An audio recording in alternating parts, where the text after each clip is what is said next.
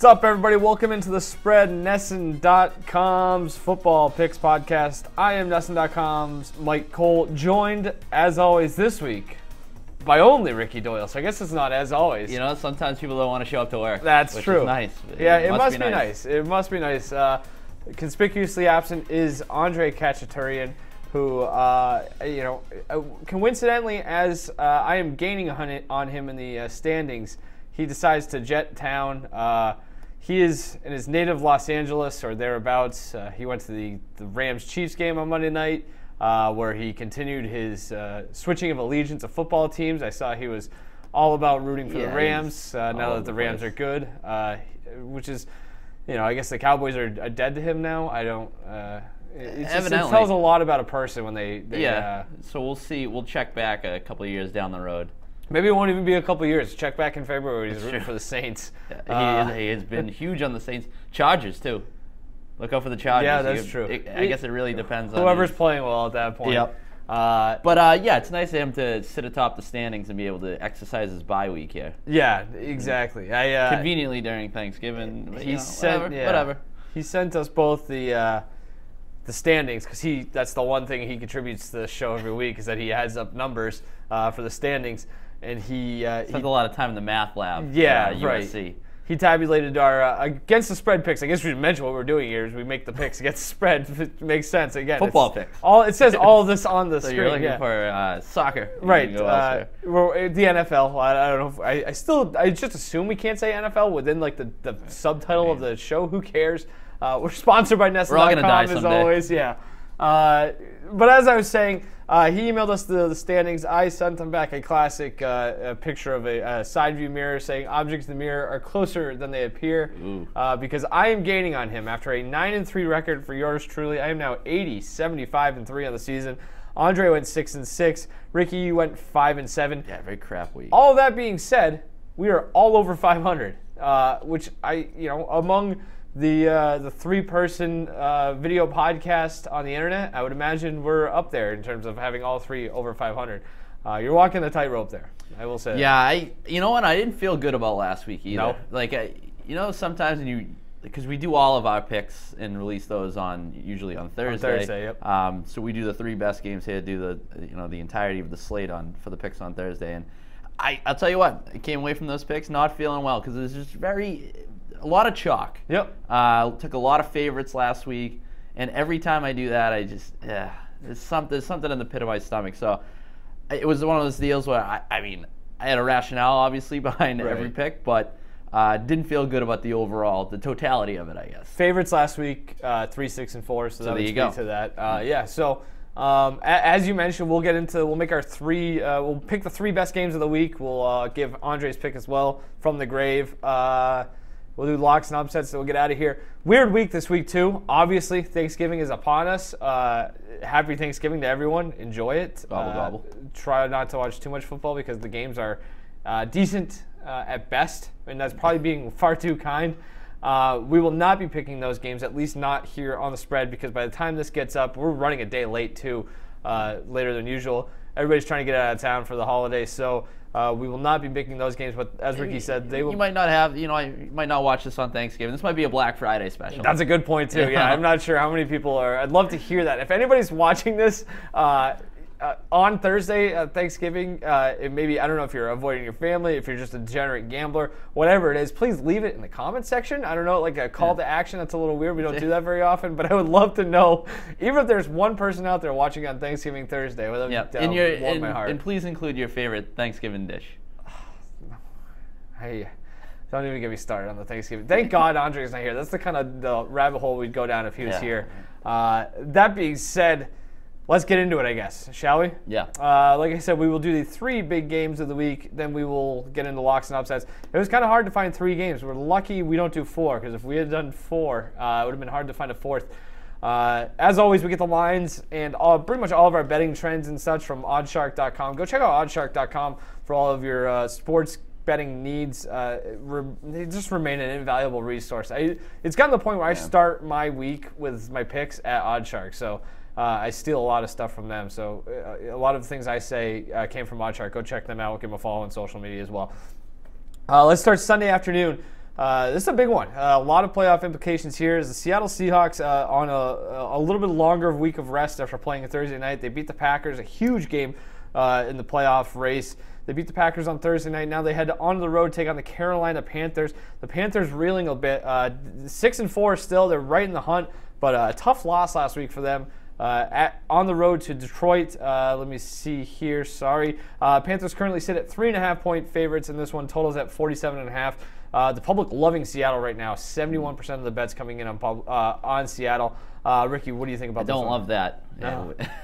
I'm guessing you're on Seattle then? I am, but you know what's so weird about these two teams? They're spitting images of each other, kind of. Yeah, it's a lot of similarities. They're very similar in so many regards. Really, just when it comes down to who's a better football team, I don't know. I can't tell you right now. This is a tough one to pick.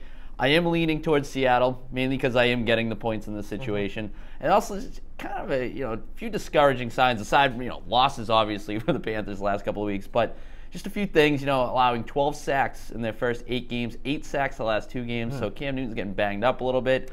They've really been riding Christian McCaffrey, so I wonder if that catches up to him at some point. I don't know, just this offense, which kind of relies on some gadget plays, jet sweeps and RPOs and things of that like. I don't know, hasn't really felt the same the last couple of weeks. Seattle, you mentioned, coming off the big win. Cam Newton historically struggled against the Seahawks as well. Look back, 1-4 record, 52.1% completion percentage, just 3 touchdowns to 3 interceptions, 176 yards per game, 69.8 passer rating, which is the worst of any opponent that he's had. So there's a track record of struggles against the Seahawks.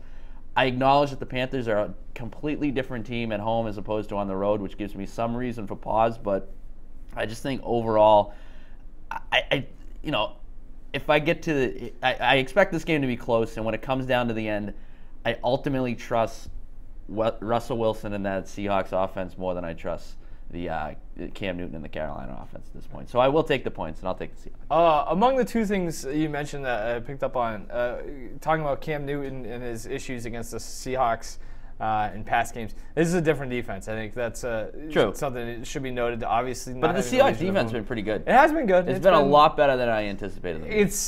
It's obviously different. I mean, it's different personnel. It looks different, though. Like, you look at that Thursday night game, the Packers found success early, and then Seattle kind of tightened up late, and a lot of maybe some of that is Green Bay play calling. But I think you can run against Seattle. That's one thing I think. And you touched on the home road differences as well for Carolina, and that's really the biggest reason why I'm going to take Carolina and lay the points here. Cam Newton, his numbers are really good across the board. Somehow has better numbers on the road than at home this year. But the most important number in terms of the Carolina Panthers' overall success, they're 5-0 at home this year, 1-4 on the road. They've won 10 straight at home, 8-2 against the spread dating back to last season. It's just, I mean, you go down the list, they're scoring 31 points per game at home, just 20 points per game on the road. So you kind of look at that,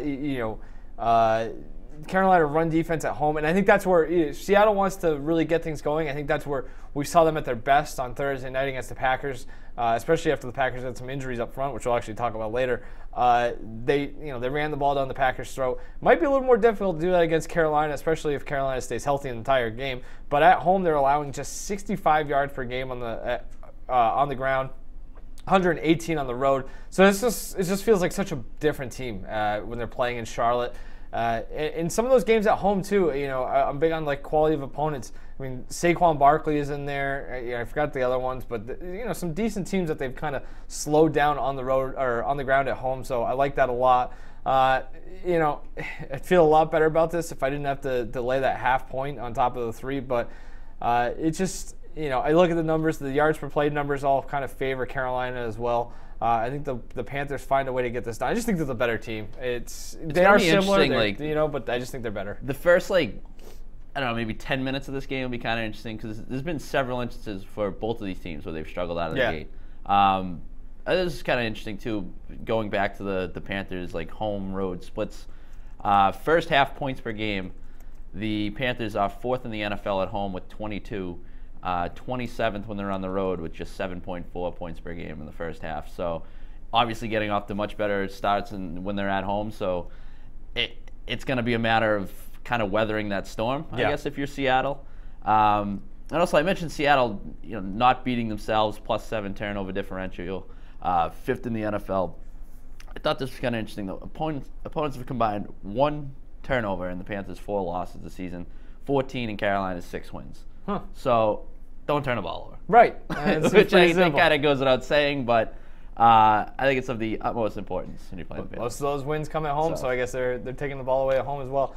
One thing I just thought these numbers are kind of interesting. If you're leaning Seattle here, here's a few numbers to help you out.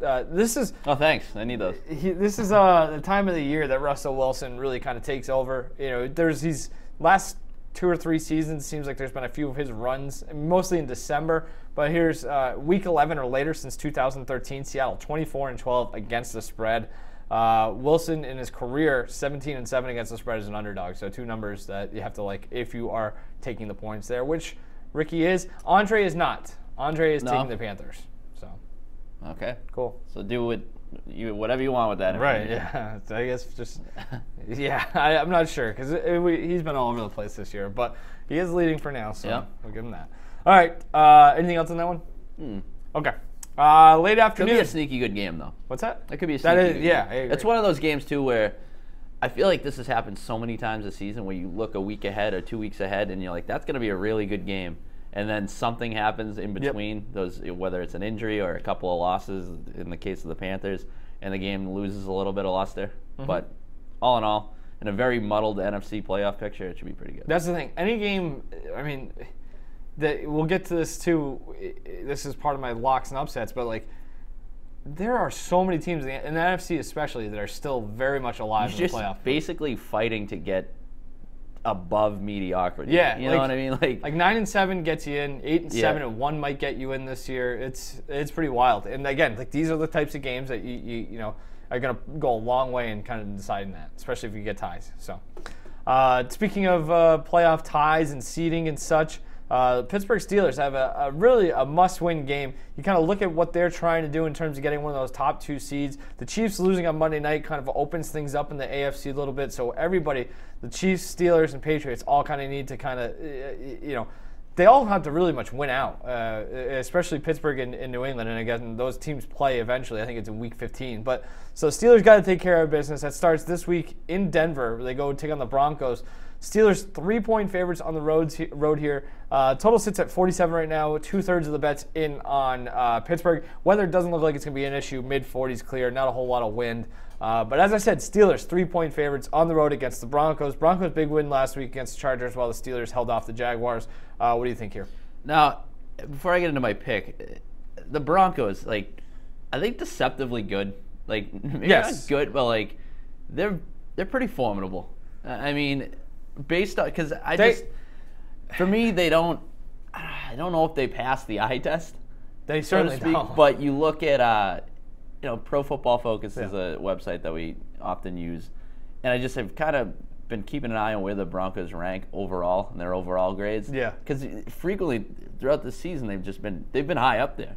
Number 6 overall grade, number 12 on offense, number 5 on defense. Like that suggests the Broncos are a pretty good team. Right. And then you look at their their losses. I would say at least 4 of those losses could qualify as quality losses. Yeah. You lost to the Chiefs twice by 4 points and 7 points. The Rams by 3 points and the Texans by 2 points. And the Chiefs too, they've been in really every single game. Obviously, that was something that Anthony Lynn had mentioned leading up to last week, and it came back to bite him in the ass because the Broncos ended up winning by last-second field goal. But I don't know. It's a tough team to really get a read on. It doesn't help them that they play in a very difficult division, so that's certainly not going back a bit. It just seems like every week they're going up against somebody that has the potential to beat the tar out of them. This week, no exception. Yep. So I am going to take the Steelers. Just looking, there's so many advantages across the board. I wonder, we talked about the Seahawks not having that same defense. It kind of feels that way with the Broncos as well. They don't have necessarily that no-fly zone defense that they've had for years. Although they still have the pass rush there, obviously led by Von Miller. But I just think that the Steelers are going to be able to find some success through the air. I don't trust Case Keenum to be able to beat the Steelers through the air, in which case they're going to have to rely on that ground game, which they've done for the most part this year. But the Steelers are a good team against the run, so I think they can maybe mitigate that a little bit. Steelers can get after the quarterback, whereas the Broncos have had some issues along their offensive line. And then I mentioned the Broncos pass rush being kind of the hallmark of that defense. Steelers protect the quarterback well. Going back to that Pro Football Focus, number 3 in pass blocking. So I think that sort of eliminates Denver's biggest game changer. And I like the Steelers to win this by, I'll call it a touchdown. Fair enough. Yeah, I'm with you. It's hard to argue. I think where did I see this? I think Walter Football. Another thing too, you think about going on the road in Denver, which is just so difficult over the years. But the Steelers, only AFC team that's unbeaten on the road this season, 10-1 straight up in their last 11. Yeah, I was going to mention that they've been really good on the road. I'm not even sure that's pretty impressive either, because I've been as critical of their just ability to get prepared for a game as anyone. Like, I'm not a big Mike Tomlin guy at all. But that's hard to argue with the fact that you look at a team like I always kind of bring things back to the Packers because it's the team I follow the closest. But like Packers haven't won on the road in almost an entire year. Yeah. And they arguably have a better quarterback. A lot of the Browns. Right. Yeah. In year 3. Right. So. To go 10-1 in the last 11 on the road is really impressive stuff. I think I saw at WalterFootball.com that the line on this game was Pittsburgh was favored by 6 just a couple weeks ago. It's down to 3. I think there's a lot of overreaction to both Pittsburgh kind of almost losing to Jacksonville last week, as well as Denver with that surprising win against the Chargers. So maybe we're getting a little value there, as Wally Football mentioned, Wally Pigskin, our guy. Third down, I think, is a huge one in this game too. Denver last week allowed the Chargers to go 9 of 15 on third down. That's not good. And Pittsburgh 6 in third down conversions this season. So I think that's you can kind of extend some drives there that take away getting third and short and kind of take away that pass rush. It's really it kind of neutralizes Von Miller and company. And I was reading somewhere, I wish I could, I think it was in the Denver Post maybe, they were talking about those third down issues. Chargers, a lot of those issues came in man coverage, which theoretically seems like a bigger deal this week against those, whether it's Antonio Brown, Juju Smith-Schuster, even James Conner coming out of the backfield. I think there's going to be some matchup issues there. I think they're going to hit on some big plays, whether it's on first, second, or third down. I'm not sure it's going to matter. So there's something to keep in mind. And then for Pittsburgh defensively, I think it's a nice matchup for them going up against Denver, who, the Broncos did a hell of a job kind of retooling their offensive line in the offseason. And they've had a lot of success with that so far this year. They did a very good job last week against the Chargers, but at some point, you got to think these injuries catch up to you. They're without their 3 interior offensive linemen, so maybe you kind of find a way to rush them up the middle. I mean, I think I saw somewhere that they're starting.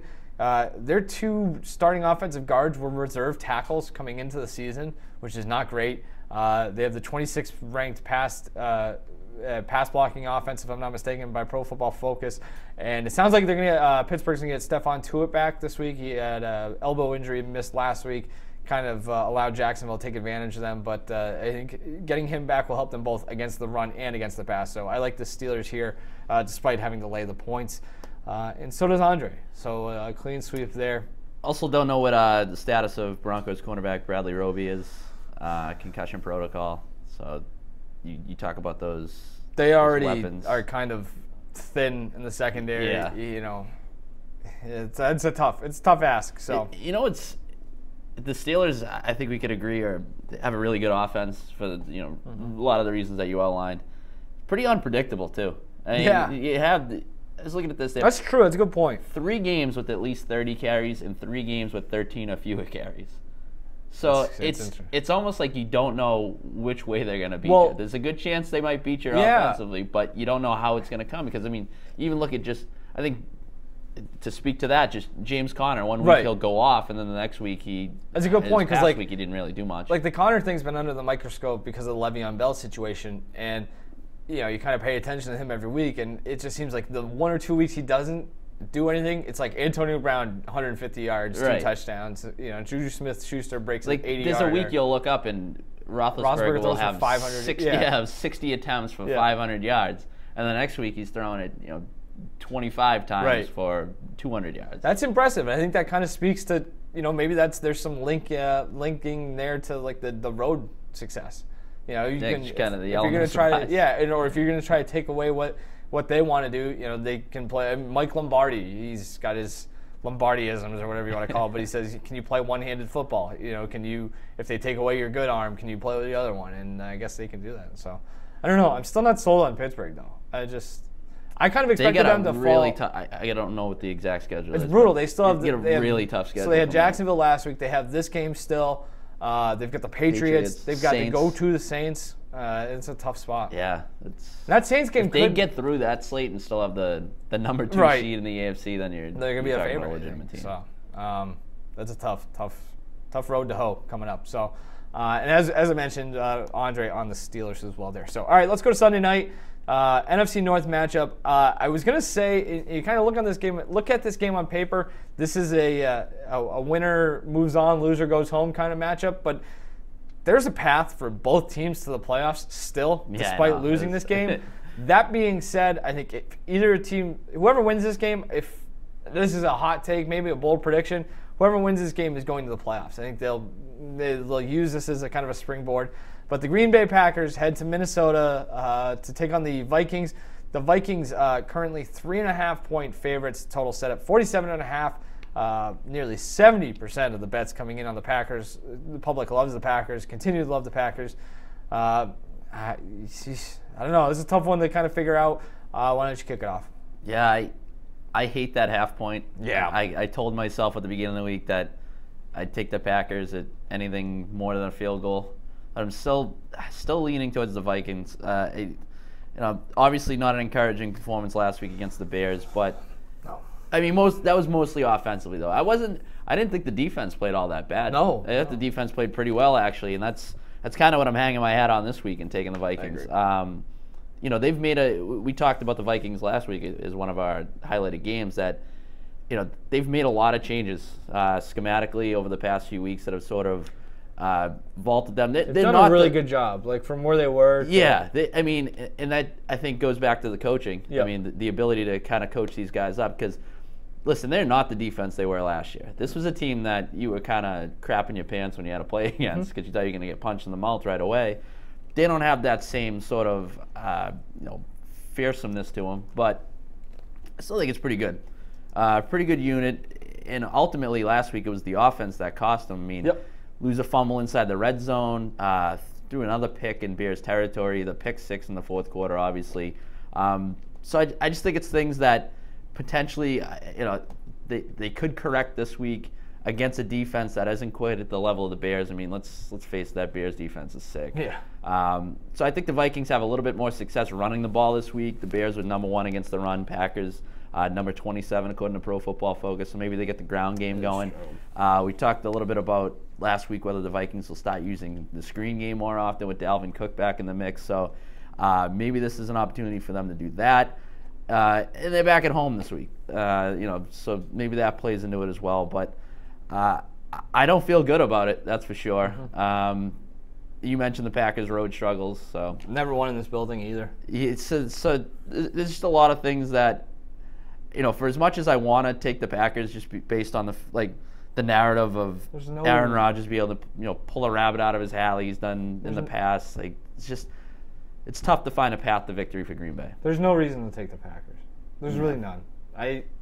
There's not. And even that tie earlier in the year, well, you could say that I think the Vikings Packers should have won that game. Yeah, but I think there were points where the Vikings outplayed them. Sure, but whatever. I mean, that's the thing. But again, that was at a point where Minnesota wasn't really what Minnesota is now. You think you split divisional games anyway, so the fact that they even got a half a point out of that, for lack of a better term, it's good for them. So I think that could come back to help them, obviously, in the playoff run as well. As kind of I just hinted at, I'm taking the Vikings as well for a multitude of reasons.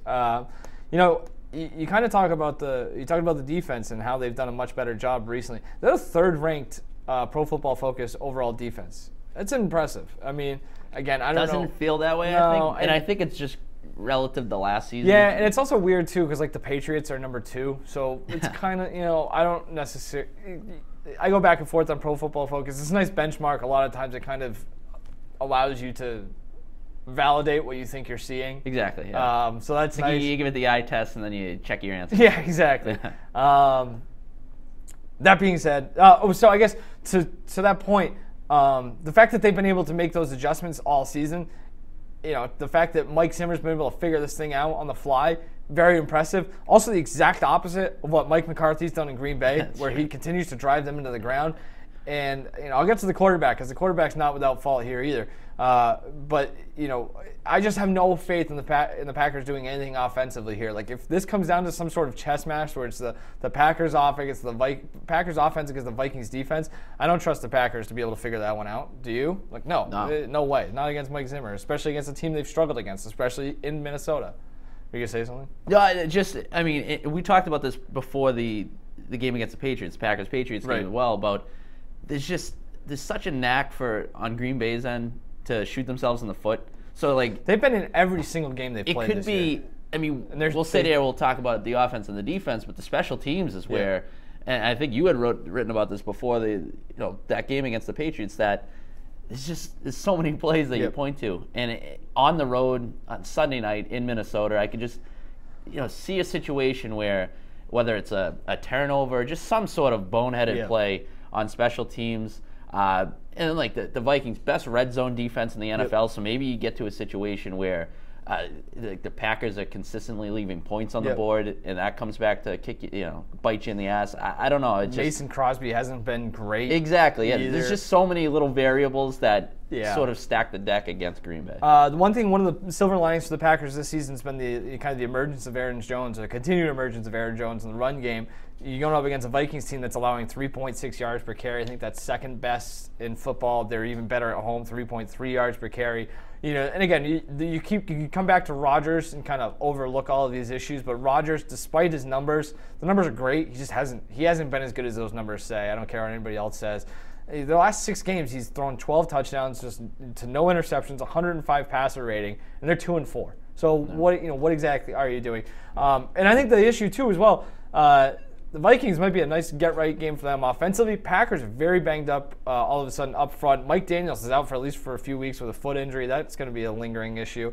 And Kenny Clark seemed to suffer a lower body injury. He's the 7th-ranked interior defensive lineman, according to Pro Football Focus. He's a stud. He is going to be an all-pro at some point, if not this season. He left Thursday night game. They just went to hell after that. I haven't seen a whole lot on him, and again, we're doing this on a Wednesday, so we haven't seen the injury report yet. But if he can't go, they are porked. And Minnesota really good when they are able to protect the passer. 3-0 when Kirk Cousins is sacked fewer than 2 times. So add all that up, and I just think this is a spot where the Vikings, win this one relatively comfortably as well. So. Would it surprise me if Aaron Rodgers plays out of his ass and that's wins? Really what you're banking on, right? Yeah. It's just that no longer is good enough to justify taking the Packers because he hasn't been that good, and the issues are just too big to overcome. I was gonna say, there's so many times this year where you look at a Packers matchup and you just say, maybe this is the week that Aaron Rodgers carries them to victory. It's there's more to it than that. It's Thanksgiving and it hasn't happened yet. And again, they haven't won a road game since December 10th, 2017 at Cleveland in overtime. Granted, that was Brett Hundley, but still, not great. Andre likes the Vikings as well there, so something to keep in mind. All right, let's do locks and upsets. Let's start with locks, and why don't you go ahead? There weren't many locks looking at favorites this week that I liked.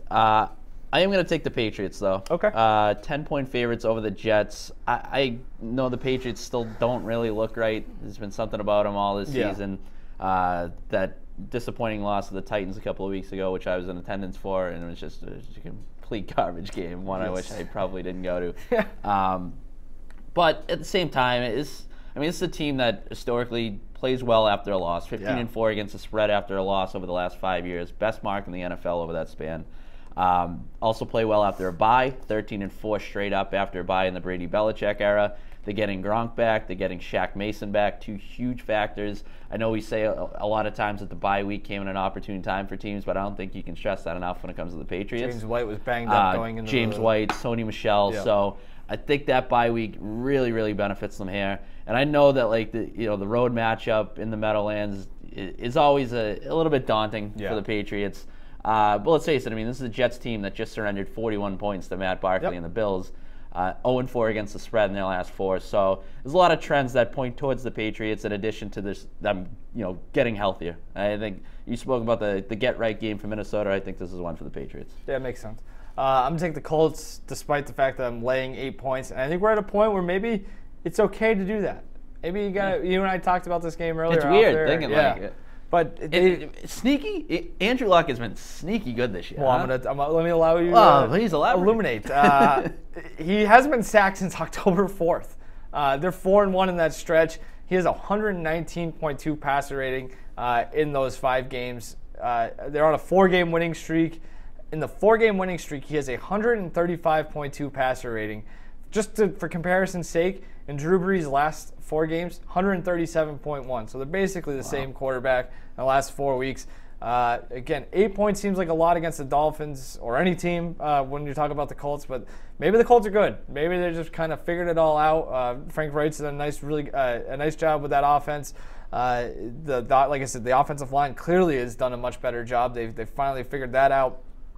The Oddshark supercomputer or whatever has us predicted as a 37-10 win for the Colts as well, which is a nice thing to keep in mind as well. So, Miami kind of maybe playing out the string at this point. It seems Colts keep rolling, I guess. Yeah, I thought they were going to be trash this season too. At the beginning of the year, they were like, I thought they would be one of the worst teams in the NFL. They figured it out, and you're starting to see why everybody is in love with Andrew Luck. I wonder if Josh McDaniels kind of... If not for Patrick Mahomes and Breeze, like you mentioned. Yeah. Maybe be getting a little more credit. Yep. Upsets. Go ahead. I'm going to look towards the Hugh Jackson revenge game here. Joining the Bengals as an assistant after getting canned by the Browns. But I'm going to take the Browns. Wow. Getting 3 points over the Bengals. This is shaping up to be a fairly successful season for the Browns. If you thought this team was going to make the playoffs or make any noise in the AFC, I think you were really overvaluing them. But they've won games. That's a step in the right direction. 3 of them plus a tie so far, and they've been competitive in games in which they should be competitive. Yep. I mean, you're going to get blown out here and there by the Chiefs or the Steelers or whatever, but they had that tie against the Steelers earlier this year. So they've been competitive in these games in which they should be. One thing they haven't accomplished yet this year, though, winning on the road. 25-game road losing streak dating back to Week 5 of the 2015 season. I think that ends this week. The Bengals' defense already stinks. Now they're without starting middle linebacker Preston Brown. I think that the A.J. Green injury really affects them offensively. So it has a trickle-down effect where everybody else is expected to do a little bit more, especially that receiving core hasn't really come to fruition. So I think the Browns do enough offensively. I think Nick Chubb is, his ability to get to the second level, maybe slice into that the middle linebacking core, like I mentioned, of the Bengals, which has sucked. I think he used Duke Johnson in the passing game. I just think that they're going to be able to find success offensively against that terrible Bengals defense and pull off the upset on the road. Wow. All right. I probably it took a half hour to screw this up, but Andre has the Ravens as his lock. I forgot to mention it's a lock. Okay, whatever. Who cares? What are they? What are they favored by? Like 11? Yeah, I think so. Yeah. I'll look it up. I should probably. We're better than that. I don't need to do it. I think it's double digits. It's double. It's it's a lot. Hold on. Pretty sure. Maybe. Kind of. Probably not. 10.5. 10.5. 10.5 against Oakland. For my upset, I'm going to take the Detroit Lions. Thanksgiving afternoon. So by the time this gets up, maybe Galloping Gobblers. I've already been wrong, but the Lions are 3-point underdogs at home against Chicago. At least that's where it stands right now. Looks like Chase Daniel is going to start a quarterback for the Bears. Mitch Trubisky has a shoulder injury. You talked about that the Bears-Vikings game. Bears didn't look overly impressive despite that defense. And now, I tell you what, if I'm the Bears, I'm pissed at the NFL. I did the math, and again, I'm not great at math, so maybe this is wrong. Bring it on. Yeah. But they kicked off at like 8:30 on Sunday night. They're kicking off at 12:30 Eastern on Thursday afternoon. That's 88 hours between kickoffs. It's not a lot. It doesn't seem like it's a lot, like no. 3.5 days. That's tough. Doubleheader. So like now you're trying to upload a game plan with your backup quarterback going on the road in a hostile environment, a team that this is if the Lions are going to get up for one game all season, it would be Thanksgiving, especially against the first place team in the division. And, I talked about this earlier with the NFC. Every team pretty much still alive. Lions, they're 4-6, but I don't know. Yeah. If you go 5-1 down the stretch, maybe you have a chance. It's a very much a long shot, but they still have something to play for. So I think you add all that up. I think the Lions find a way to win this game. So Yeah, you got to think, like, Chase Daniel, not great. by the time that game ends, I mean, you're looking at what, midnight local? Yeah, it's insane. And then you're just, next thing you know, you're waking up Monday morning and you're like, oh, crap, I got a game in 4 days. You're traveling. Early 4 days. The travel involved. Yeah, So, I mean, the travel's not bad, but it's still there. physically It's still an traveling. element. Yeah, right. What's Andre got? Andre's got the Bills over the Jaguars. I think the Jags are 3-point road favorites against the Bills. I like that. Listless team. I like the Jaguars. This feels like they could get blown out. For a team that had so much like swagger and everything last year, they are a puddle this year. That's going to be a sneaky, interesting game too. Because if you go back to the offseason, that GQ interview Jalen Ramsey did just singled out Josh Allen. I think that's going to. Josh Allen expected to return this week after his the elbow injury that he had. So that'll be really interesting to watch. I hope he has a big game. That'd be kind of cool to see. So I like that pick from Andre. I think the Bills have a very good chance to win that game outright. So, well, not very good. Let's not get carried away. But that'll be something. That's the most interested I could ever be in a Jaguars Bills game. So, the end of the day, whatever. Yep. All right, it's the end of our day, at least as it pertains to the spread. NESN.com's Football Picks podcast. I'm Mike Cole. That's Ricky Doyle. Enjoy the games. Enjoy your Thanksgiving. Enjoy this week without Andre. I know we sure did. And we will be back again next week. A breath of fresh air. Yes, to make these picks with or without him. Hopefully without him. So we will see you then. Enjoy your Thanksgiving. Gobble, gobble.